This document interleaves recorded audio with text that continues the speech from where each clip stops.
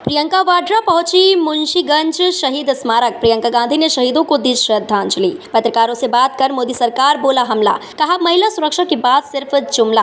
देश का गौरव बढ़ाने वाली बेटी के आरोपी के बेटे को बीजेपी ने दिया टिकट। प्रियंका वाड्रा पहुंची मुंशीगंज शहीद स्मारक। प्रियंका गांधी ने शहीदों को दी श्रद्धांजलि। पत्रकारों से बात कर मोदी सरकार बोला हमला। कहा महिला सुरक्षा की बात सिर्फ जुमला। देश का गौरव बढ़ाने वाली बेटी के आरोपी के बेटे को बीजेपी ने दिया टिकट। ये बात बहुत तेलंगाना के चुनाव में ये बात स्पष्ट हो गई। प्रियंका जी, आप परिवार भाजपा की सरकार जो और उनके नेता जो है वो महिलाओं के पक्ष में कभी खड़े नहीं, क्योंकि जब वो महिला ओलंपिक के मेडल लेके आई तब तो मोदी जी ने उनको घर बुला के उनके साथ चाय पी और उनके साथ फोटो खिंचवा दी और ये कह भी दी, पूरी मीडिया ने, आप सब ने कहा कि मोदी जी है तो मुमकिन है। जब उसी महिला ने बाहर बैठ के आंदोलन किया, सड़क पे बैठ के, जब उसी महिला ने कहा कि मेरे साथ अत्याचार हुआ है, तो किसी ने उसको पूछा तक नहीं। वो रो रही थी जब मेरे से मिली, उसने मुझे कहा कि मुझे मेडल मिला।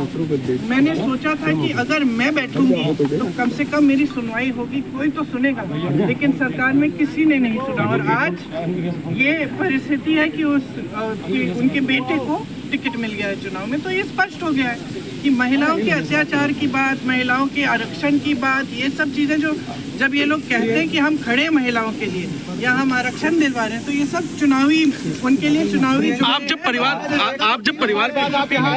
की शहादत की बात करते हैं तो बीजेपी कहती है कि आप शहादत के नाम पर वोट मांग रही परिवार के। बीजेपी कहती है कि आप परिवार की शहादत के नाम पर वोट मांग रही लोगों के, आपके परिवार में जिस तरीके से जो शहादत हुई। बीजेपी चाहती है कि मैं अपने परिवार के बारे में चुप हूँ या शर्मिंदा हो जाऊँ। क्यों शर्मिंदा होंगी मैं अपने परिवार के बारे में? गर्व है मुझे अपने परिवार पे, गर्व है मुझे इंदिरा जी पे, जिन्होंने इस देश के लिए इतना कुछ किया, जिन्होंने पाकिस्तान को तोड़कर बांग्लादेश बनाया।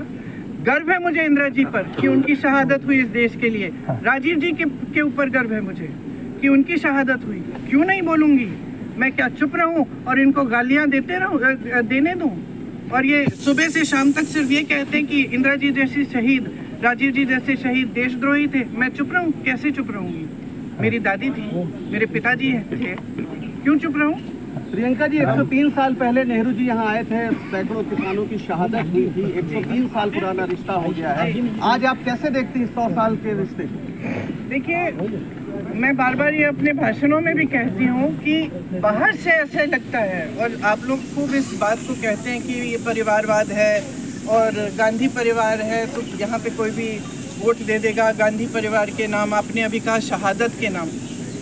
मेरा तो इसका एकदम विपरीत मेरी सोच है। यहाँ पे जब आंदोलन हुआ, जब यहाँ के किसान 103 साल पहले खड़े हो गए एक इतने बड़े और सक्षम और सत्तावान साम्राज्य के खिलाफ। DP न्यूज़, खबर सिर्फ सच की।